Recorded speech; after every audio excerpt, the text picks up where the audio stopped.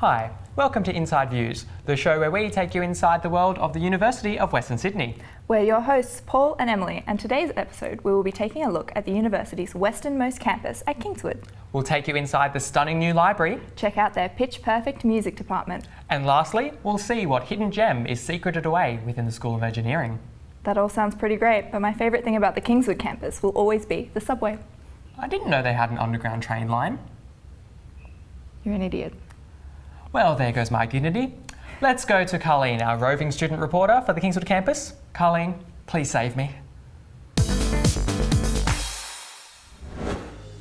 Welcome to the Kingswood campus. This is the first of 6 world-class campuses that we will be exploring on Inside Views. Kingswood and the neighbouring Warrington campuses together form the Penrith campus, granting students access to a broader range of classes and facilities.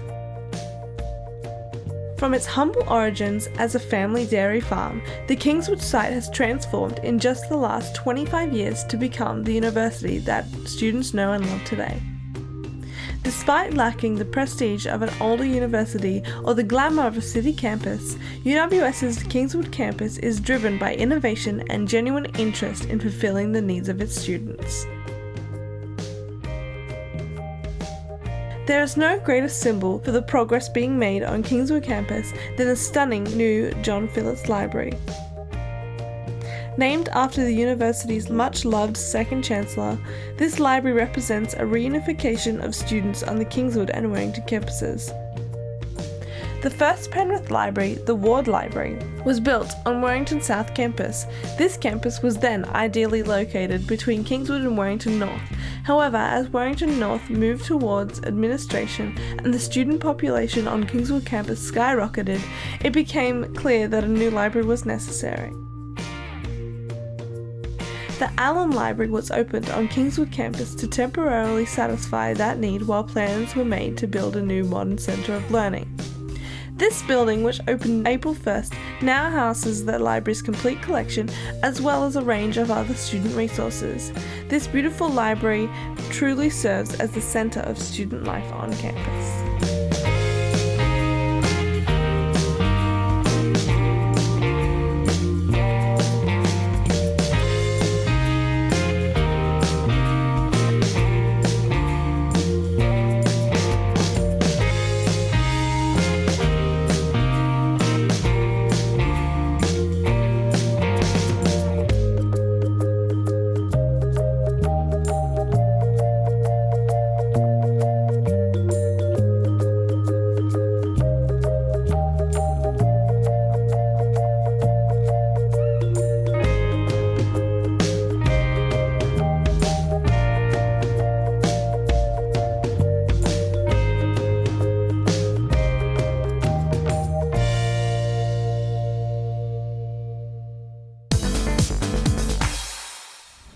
And that library looks big enough to get lost in. You know, those staircases remind me a little of Hogwarts. Eat your heart out, Sydney University. Did you know that UWS students have access not only to their home campuses, but to all UWS campuses? Yes, some students even take courses on more than one campus, giving them a more specialised learning experience. Well, I've actually been tracking the progress of 2 students who are taking courses on more than just a couple of campuses. This is Matt and Jonas. Their course involves classes on each of the uni's 6 main campuses. Can they handle it? Will they graduate? Okay, stay on task. Meet me in the group study room. Yep. Because last time, you took 30 minutes to pick a chair. No worries. I got this. Okay, we should probably start in the...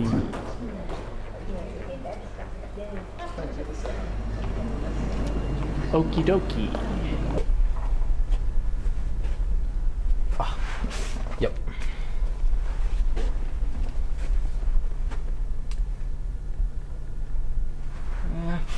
Why not?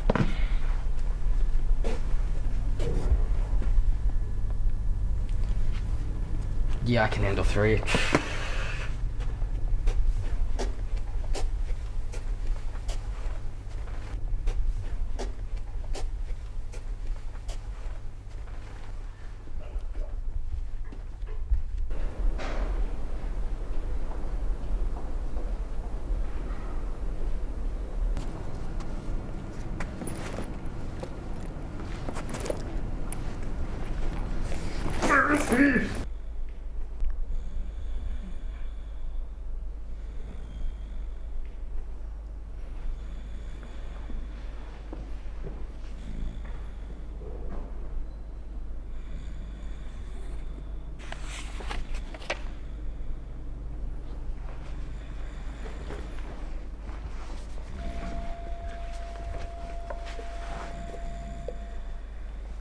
Working hard.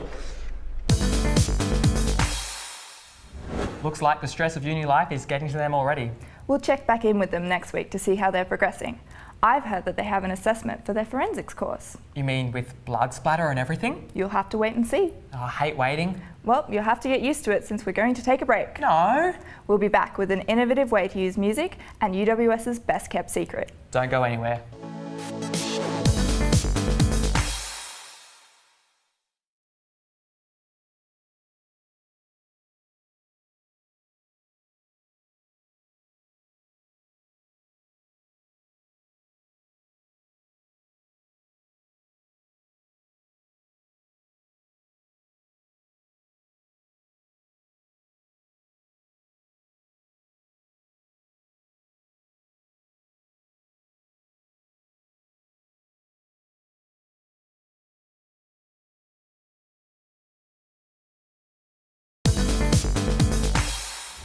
Welcome back to Inside Views and our spotlight on the University of Western Sydney's Kingswood campus. Fun fact, Kingswood actually has the largest number of individual learning spaces out of all the UWS campuses.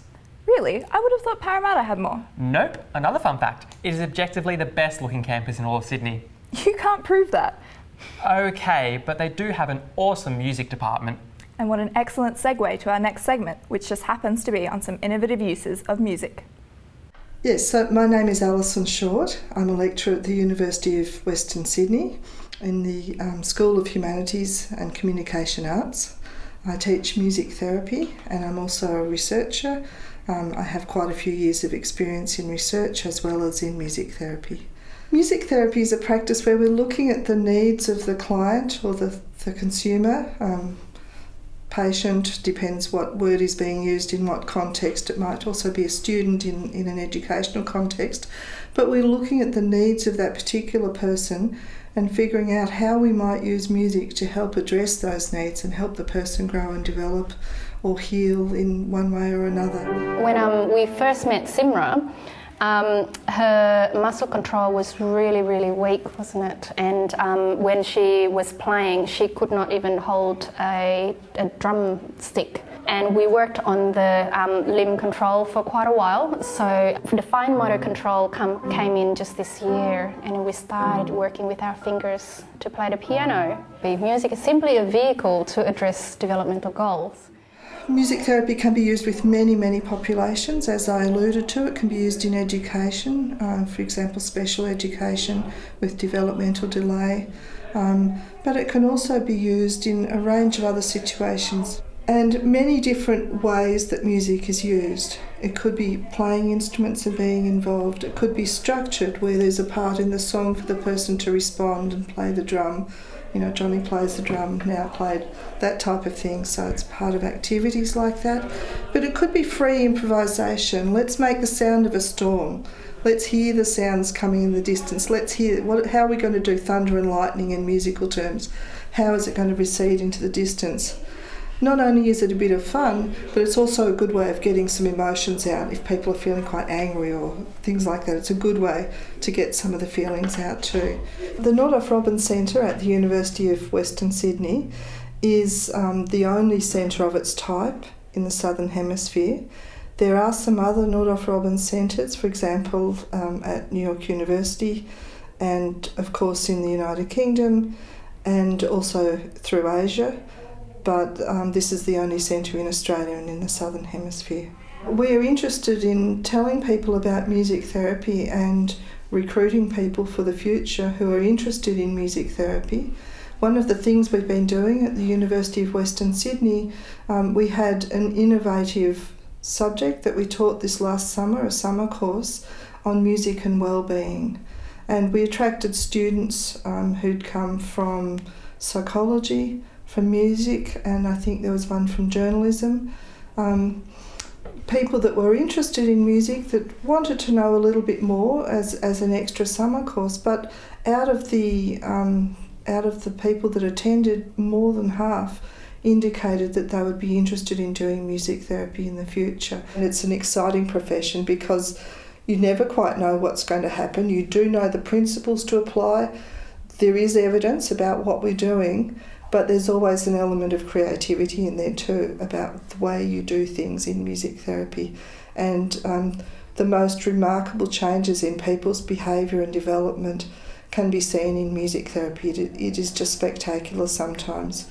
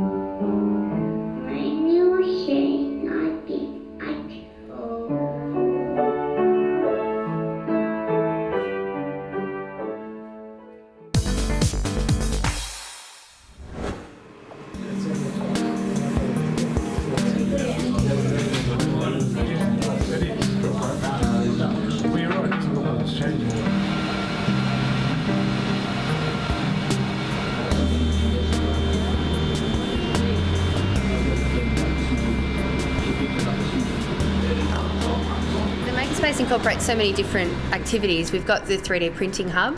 It includes robotics, virtual reality and programming, a fab lab kind of component with laser cutting machines and lathes, CNC machines and routers. So the equipment is available, and what we'd like to do is have the equipment available to the wider community. So it's great that it's here for our students, researchers, people across the university, but we want people to be able to connect and engage with us. High school students, teachers, workshops, after school activities, holiday programs, really it's limitless, but we'd like to be able to offer the space that people can come in, work on a project here. Maybe it's a final year design and technology student at high school that needs to get something designed or printed. We've got academic staff and technical staff. Our students can act as mentors and give them advice on projects as well. So there's great opportunity here in the Makerspace. We'd really love to be able to open it up and offer it to the community as well. Yeah, so we were first introduced to the space through our first assignment when I first started industrial design. The assignment was based on using the printers, so we had to make something. It was a small little part, 4 parts altogether. I made a little car. From there, they've gotten more printers and the better quality maker bots that we've got behind us. And each assignment has involved some form of that technology, so we use that in our assignments. So I made the light that's behind me here. That was last year. That was based mostly around that, so we had to have a minimum of 4 parts made. It just made it a lot easier to print all of the parts for it. It was meant to be a modular design, so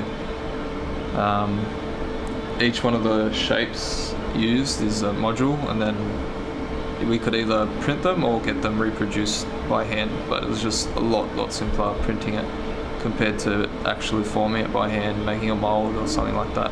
Just made it much simpler. If you just want to come down, have a look at it. Anyone can come down, doesn't cost any money to come in, have a look at it. And yeah, it's just open for everybody, not just university and that. It's basically a place that you can come down here, you have a concept, and you want to put it into reality, and it's where dreams come true, where you'll be able to have what you have in your head and be able to hold it in your hand. I've actually been down there to the Makerspace, and it really is incredible. They're so welcoming, and they just want people to work with. Yeah, that's so true. And they have all that fantastic equipment, and it's criminally underused. I really recommend you head over and check it out. We're going to take a small break, but when we get back, we're going to be checking in on what's been happening on all the other campuses. Don't go anywhere.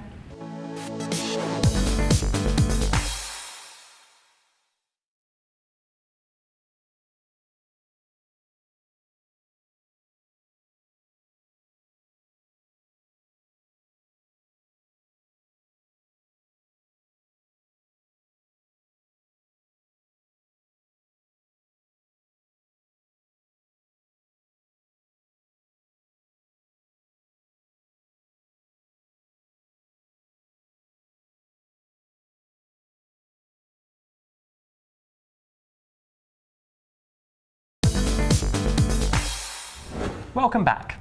And you're just in time for our next segment. Well, we were hardly going to start without them. Yeah, I know that. It's time for our campus roundups. We'll be checking in with the student representatives from each of our 5 other campuses. Let's start with Andrew over at Warrington. I'm outside a public relations classroom, also known as practitioners of the dark arts. Now let's see if there's any truth to that, shall we? The door's locked. That's a worry. It's a little bit cold outside. I hope there's no dementors in there. I'm here at the car park that's under construction at the UWS Campbelltown campus. As you can see, there's going to be plenty of spots, so there's no excuse for you not to come to class. Oh, hey guys. I'm here in the library of Parramatta campus, just reading up about kangaroos.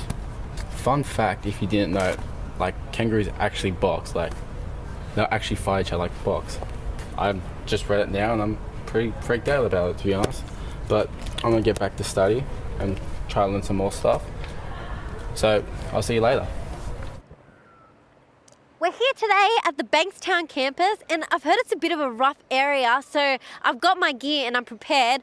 Although it seems pretty peaceful today, but we'll see how the day goes on. We've just spotted this awesome ticket machine, as you can see behind me. It's a drive-through ticket machine. This is awesome for those who park on campus and who are always late to uni. Speaking of which, I'm late right now. Gotta go!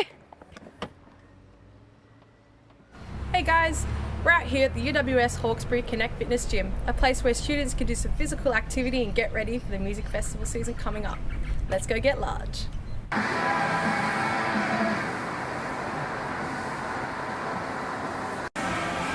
I doing this right, guys? That's all for me, guys, here at the UWS Connect Fitness Gym.